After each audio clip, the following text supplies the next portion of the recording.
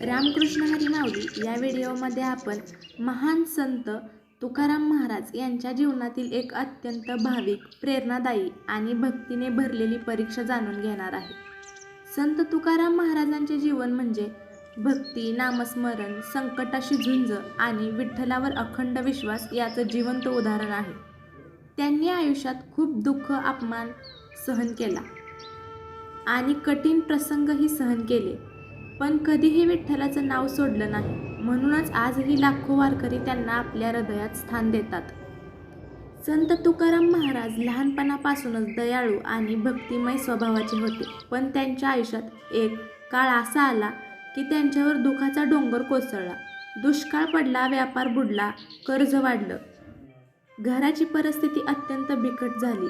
अनेक लोकांनी त्यांची टिंगल केली, अपमान केला, पण महाराजांनी कधीही विठ्ठलावरची श्रद्धा सोडली नाही. एकदा काय झाले, काही लोकांना तुकाराम महाराजांची भक्ती, कीर्ती सहन झाली नाही. त्यांनी महाराजांच्या अभंगावर प्रश्न उपस्थित केले. हे अभंग खरे नाही, तुकाराम महाराजांना देव भेटत नाही, अशा प्रकारचा अपमान त्यांचा करण्यात आला. शेवटी त्यांच्या अभंगांच्या गाथा इंद्रायणी नदीत फेकून देण्यात आल्या. हा प्रसंग म्हणजे संत तुकाराम महाराजांची खरी परीक्षा होती. ज्यांनी आयुष्यभर विठ्ठलाचं नाव घेतलं, लोकांना भक्तीचा मार्ग दाखवला, त्यांच्या भक्तीवर शंका घेतली गेली, पण महाराज शांत राहिले. त्यांनी विठ्ठलावर पूर्ण विश्वास ठेवला. ते म्हणाले, जे काही होईल ते विठ्ठलाच्या इच्छेने होईल.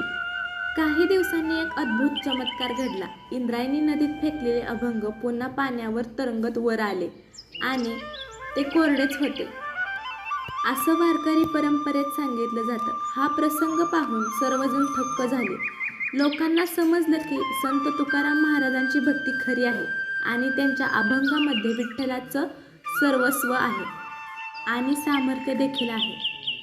ही कथा आपल्याला खूप मोठा संदेश देते. जीवनात कितीही संकट आली, लोकांनी कितीही विरोध केला, तरी देवाचा विश्वास कधीही सोडू नये. सत्य, भक्ती आणि नामस्मरण यांचा मार्ग शेवटी विजय मिळवून देतो. संत तुकाराम महाराजांनी आपल्या अभंगातून लोकांना प्रेम, दया, नम्रता आणि विठ्ठल भक्ती शिकवली आणि आजही त्यांच्या अभंगातून लाखो लोकांना जगण्याची प्रेरणा मिळते. वारकरी संप्रदायात त्यांचं स्थान अतिशय महान मानलं जातं. या घटनेनंतर संत तुकाराम महाराजांचा महिमा अधिक वाढला.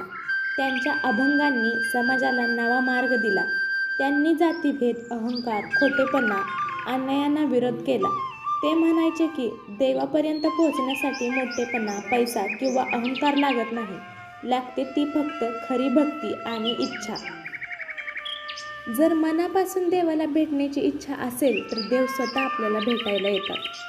याचं उत्तम उदाहरण म्हणजे संत तुकाराम महाराज.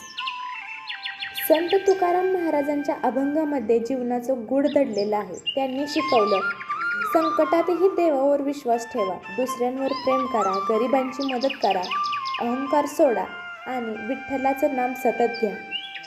आजही लाखो वारकरी पायी चालत पंढरपूर येथे विठ्ठलाच्या दर्शनासाठी जातात आणि ज्ञानोबा माऊली तुकाराम असा जयघोष करतात.